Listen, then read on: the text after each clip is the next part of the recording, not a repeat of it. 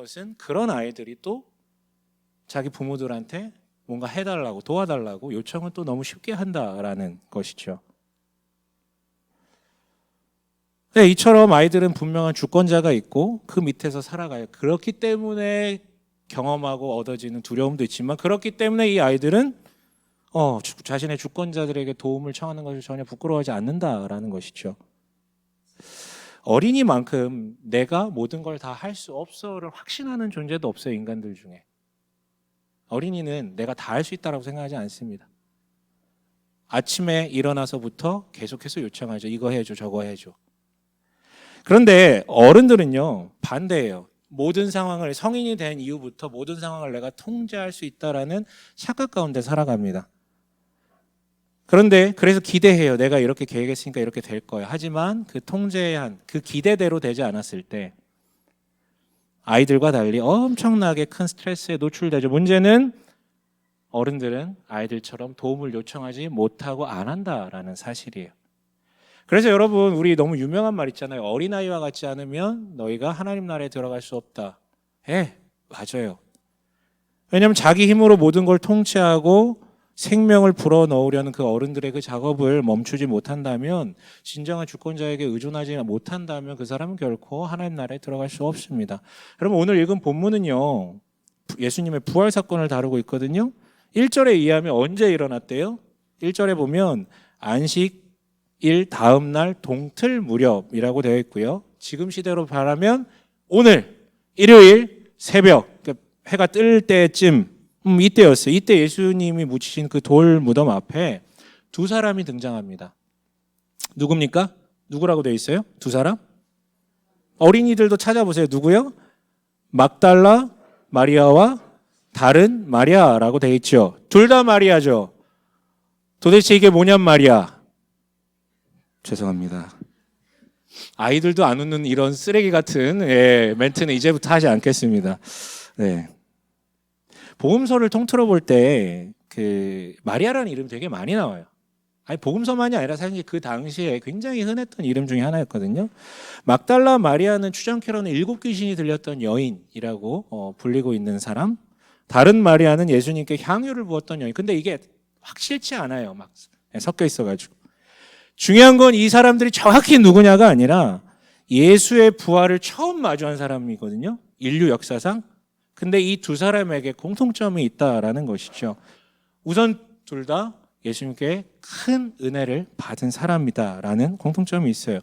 누구인지 특정하기는 어렵지만 아무튼 이 두 여인은요, 출신, 성별, 직업, 과거력 혹은 현재 질병, 상태 등을 이유로 어쨌든 뭐가 됐든 간에 인간 이하의 비참한 고통의 삶을 살아가고 있었던 게 분명해요. 근데 우연히 예수를 만났고 그 우연히 만난 예수가 자신을 사람으로 대하시고 사람답게 살게 해주셨던 그 과거력이 있기 때문에 그 은혜에 대한 감사함을 뼈저리게 안고 살고 있었던 사람이라는 게 공통점 하나예요. 그런데 공통점이 하나 더 있습니다. 아주 단순한데 너무 중요한 공통점이 뭐예요? 이 두 사람 다 누구였다? 여자였다. 이게 무슨 공통점이고 이게 무슨 중요하냐고 되게 중요해요.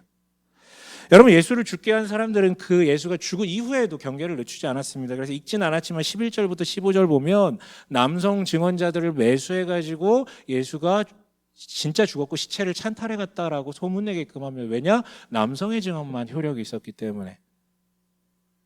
그렇기 때문에 아무튼 이 예수를 죽게 만든 이 사람들은요, 예수의 추종자들이 이 시체를 찬탈하여 자, 이 불의한 죽음을, 불의하게 죽은 이자를 보아라라고 하면서 시체 가지고 선동할까 봐 너무 두려웠었어요.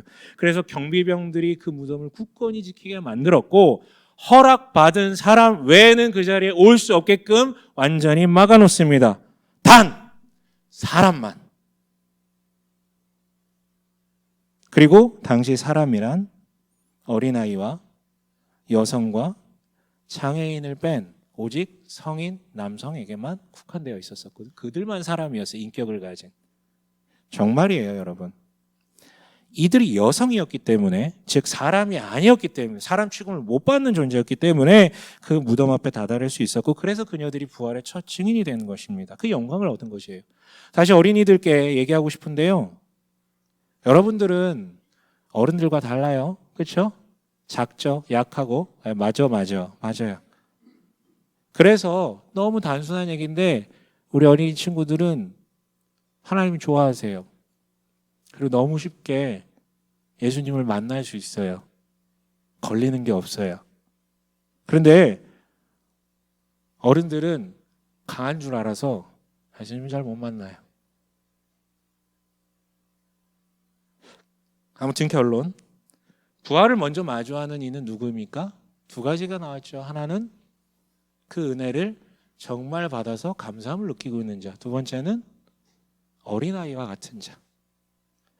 그런데요, 이 두 여인에게 천사가 하늘에서 내려와 무덤 돌을 굴려내고 돌 위에 앉는 장면이 보여집니다.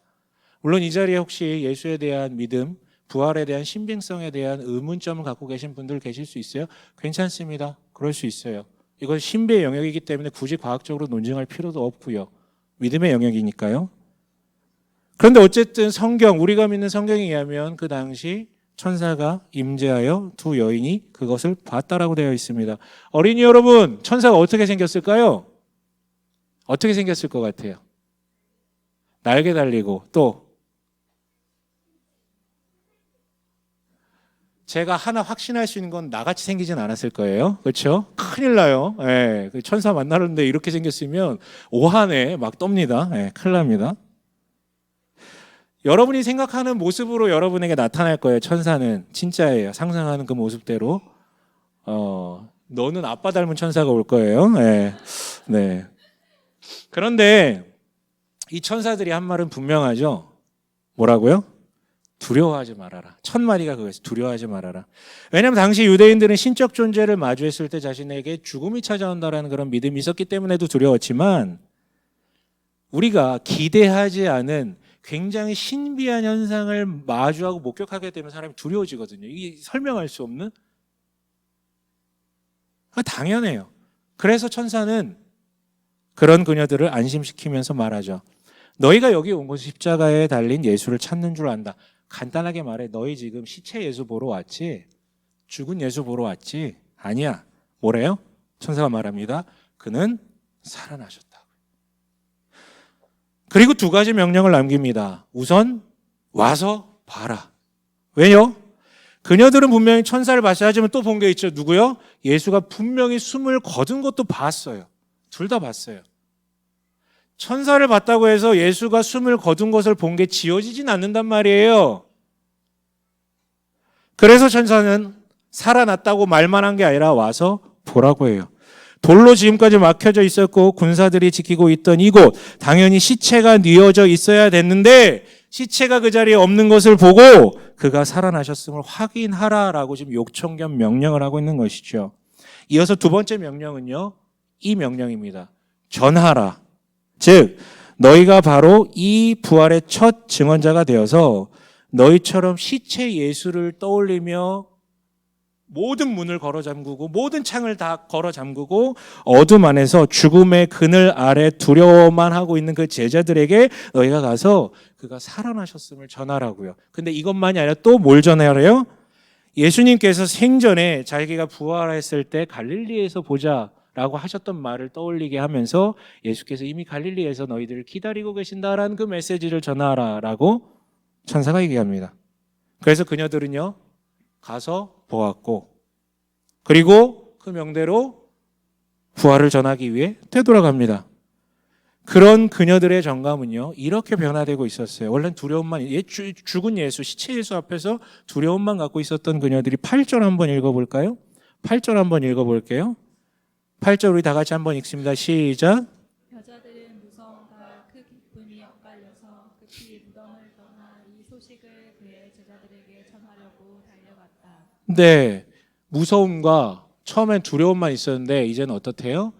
무서움과 큰 기쁨이 엇갈려서 라고 되어 있어요. 그러니까 죽음 앞에 두려움만 있었던 그녀들의 정감이 지금 서서히 변해가고 있는 것이죠. 그런데 그렇게 돌아가던 그녀들이 갑자기 누가 마주치게 됩니까? 예수님과 마주치게 됩니다. 부활하신 예수님이요. 그리고 9절이 기록하듯 예수께서는 먼저 이렇게 말씀하시죠. 뭐라고요? 평안하냐? 오역이에요. 네, 오역이에요. 개혁개정도 평안하냐라고 하고 있지만 이건 명령법으로 쓰인 말이거든요. 그래서 평안하냐가 아니라 평안하라.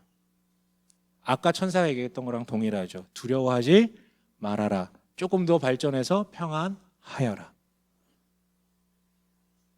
그리고 명령도 동일해요. 이미 예수를 보고 있는 그들에게 가서 전해라. 내용도 동일합니다. 내가 살아있고 갈릴리에서 너희를 기다리고 있다고요. 근데 여러분 어떠세요? 저는 이 본문을 묵상하면서 본문의 주제 핵심과는 조금 상관없는 표현이긴 한데 안 넘어가는 표현이 있더라고요. 내 마음을 너무 뭉클하게 만들었어요. 10절에 뭐라고 합니까? 10절 우리 함께 읽어볼게요. 10절 함께 읽습니다. 시작. 그때 예수께서 그 여자들에게 말씀하셨다. 무서워하지 말아라. 가서 나의 형제들에게 갈릴리로 가라고 전하여라. 그러면 거기에서 그들이 나를 만날 것이다. 뭐라고 얘기하고 싶습니까? 전하라라고 얘기하고 있는데요. 누구에게요? 나의 형제들에게. 여러분 지난 5일간 우리가 십자가에 관련된 메시지를 계속 나눴는데 누구도 없었어요. 그 주변에. 배신한 사람들만 있었죠. 도망갔죠. 그래서 그들에게 적절한 표현은 배신자들, 도망자들, 이게 더 적절해 보여요. 그런데 십자가를 지신 뒤에도 변함없이 그 배신자들 향해 형제들이라고 불러. 아니, 사실은 곱씹다 보니까요. 성경을 뒤져보다 보니까 십자가 짊어지시기 이전에는 단 한 번도 이 제자들에게 형제들이라고 표현한 적이 없었어요. 너무 역설적이지 않습니까? 이들의 배신으로 십자가를 지게 되신 이분이 그 극악의 고통을 넘기신 이후에 처음으로 이들을 향해 표현하신 것이 바로 나의 형제들이여 였어요.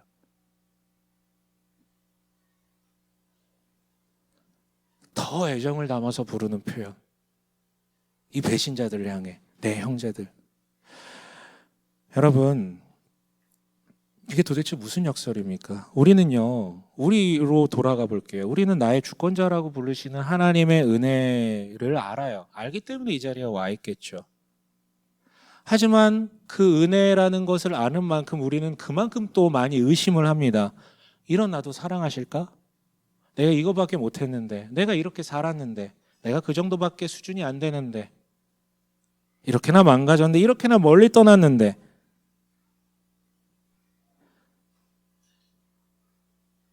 그분이 그런 분이 아님을 알면서도 또 의심하고, 그러나 십자가를 지난 뒤에 오히려 그 전에 본 적 없던 더 애정을 담아 부르는 이 표현 내 형제들. 여러분 오늘 이 장면만큼 우리를 향한 변함없는 그의 마음을 확신하며 평안하게 만드는 증거가 있을까요? 그분은, 그러니까 우리는 늘 도망치고 그분을 배신하더라도 아니 말 다 했잖아. 십자가 다음에 내 형제들이라고 얘기하는 거 보면. 그러니까 이제나 저제나 사람 같지 않은 우리를 사람으로 형제로 마주하세요. 그리고 그 형제들이 다시금 자기 곁으로 돌아오길 바라는 거예요. 여러분 우리도 그러하길 바라요. 여러분 십자가를 지나고도 우리를 여전히 형제로 부르시는 주님, 죽음을 이기시고 다시 살아나신 부활의 주님께서는 분명히 이렇게 말씀하셨습니다. 뭐라고 얘기하셨습니까? 평안하라고요. 평안하라. 여러분 부디 평안하시길 바라요. 천사를 만나고 심지어 부활한 예수를 만나고 그녀들은 기쁨이 아닌 처음엔 두려워했어요. 기대하지 않은 신배니까요. 그래서 여러분 이 평안하라는 메시지를 여러분 모두에게 하고 싶으면 특별히 오늘 세례받는 형제가 한 명 있거든요. 세례받는 형제에게 특별히 이런 말을 드리고 싶어요.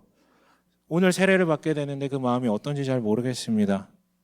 너무 신나? 아이 신나? 아니면 좀 뭐 두려움도 있고, 좀 뭔가 마음이 싱숭생숭도 하고 잘 모르겠어요. 근데 예수를 믿는다는 것은, 그분을 따른다라는 것은 당신의 힘으로 한 게 아니라 신비거든요.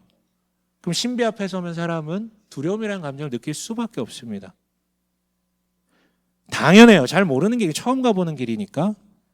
하지만 부디 충분히 두려워하시되 당신이 갖고 있는 두려움이 내가 이제 신앙생활을 하는데 다른 그리스도인들이 다 한다는 그런 신앙 과제들 있잖아요. 뭐 예배를 빠지지 않고 뭐 기도를 하고 성경을 보고 뭐 착하게 살아야 되고 이런 마치 큰 숙제를 마주하고 있는 듯한 그런 학생의 두려움이 아니었으면 좋겠고요.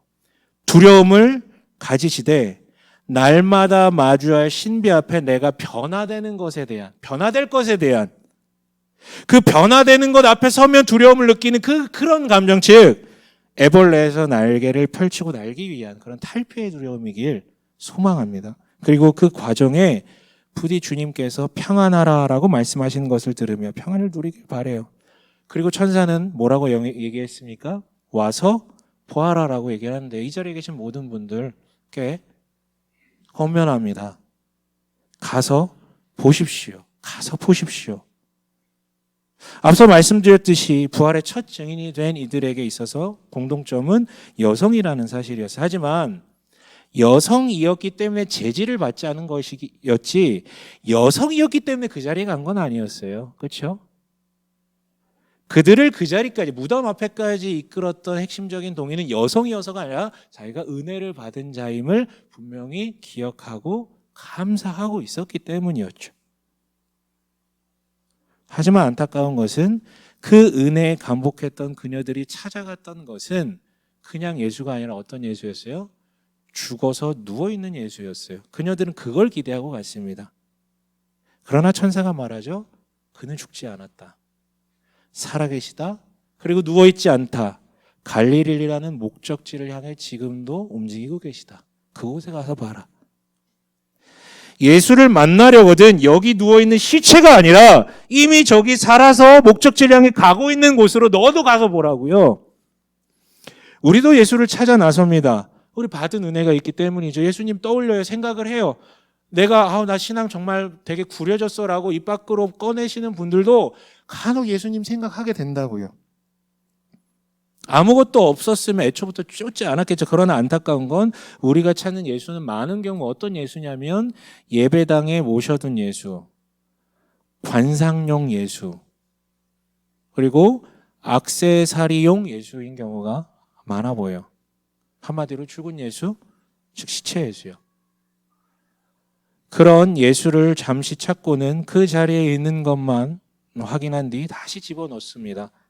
그리고선 주어진 삶 속에서 여전히 자기 통제력을 주장하죠. 기대하고요. 그러다 또 잘 안 되면 분노하고 괴로워하고 그러다 또 예수가 생각나면 가서 또 꺼내보고 죽어있는 그 자리에 있는 거. 아니요 여러분, 예수님은 그런 분이 아닙니다. 십자가 목걸이, 십자가 귀걸이, 십자가 상 여기에 머물러 있는 그런 분이 아니에요. 부활하셨고 살아계셨고 움직이고 계십니다. 생전에도 한 곳에 머문 적이 없으세요. 사역을 시작한 이래로 부단히 돌아다니시면서 자기가 만나야 하는 이들을 찾아가셨었어요.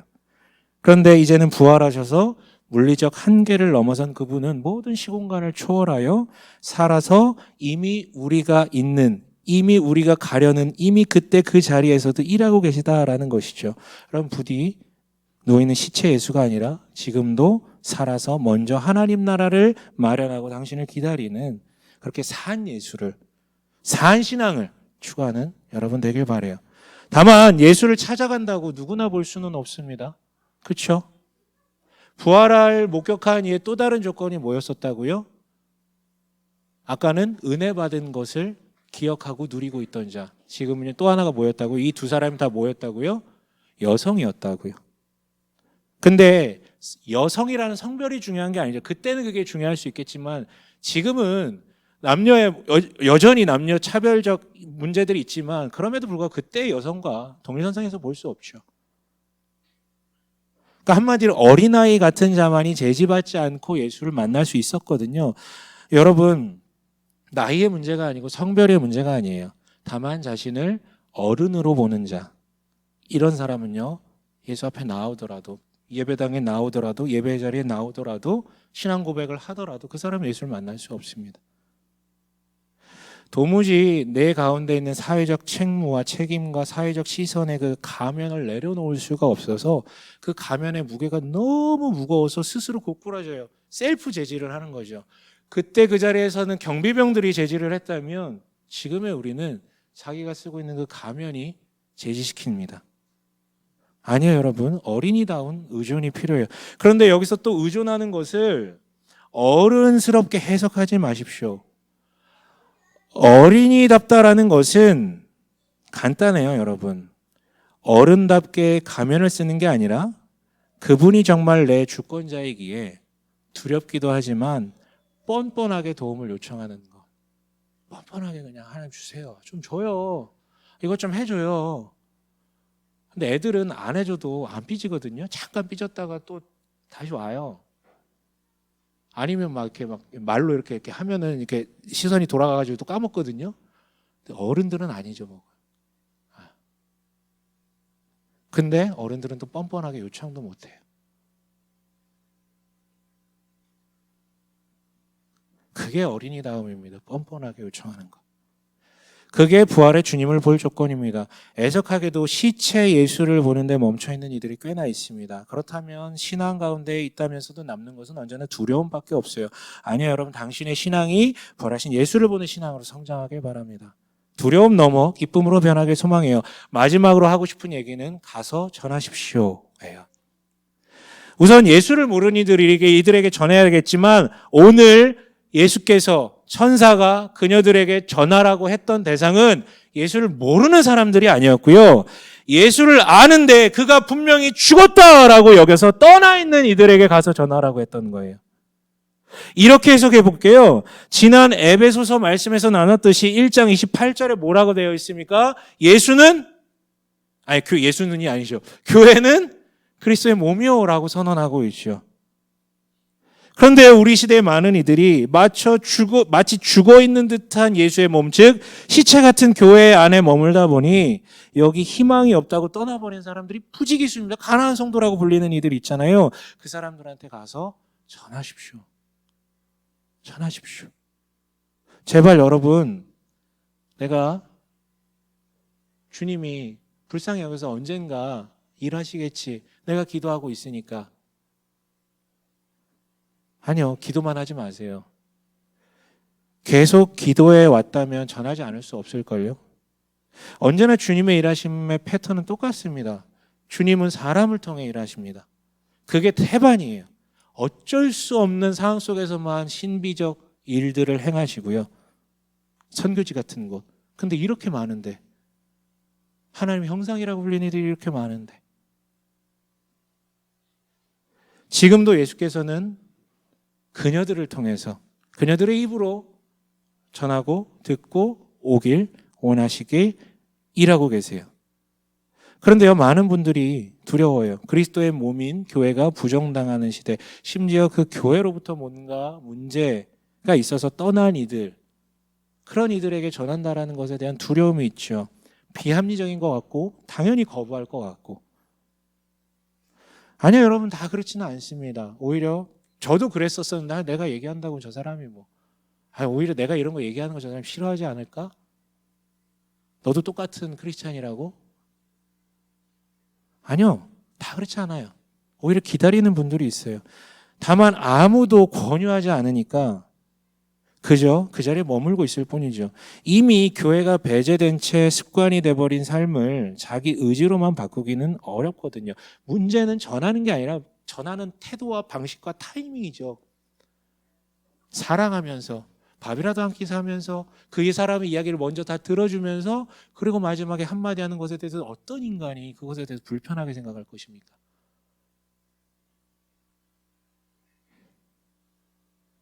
그러나 다시 얘기하지만 여기서 전하라는 대상자는 그저 교회를 다녔던 사람이 아니고요.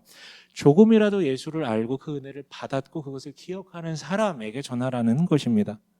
그러니라면 전하는 자의 증언에 힘입어서 다시 예수의 몸을 찾을 가능성이 큽니다. 그럼 부디 당신이 시체의 예수가 아닌 부활하신 예수를 누리며 두려움에서 기쁨으로 전환되길 원합니다. 그리고 평안하길 원해요. 그리고 당신이 부활의 증인으로서 예수의 몸을 떠난 이들에게 전하는 증언자의 영광을 되찾는 여러분 되시길 주님의 이름을 간절히 축원합니다.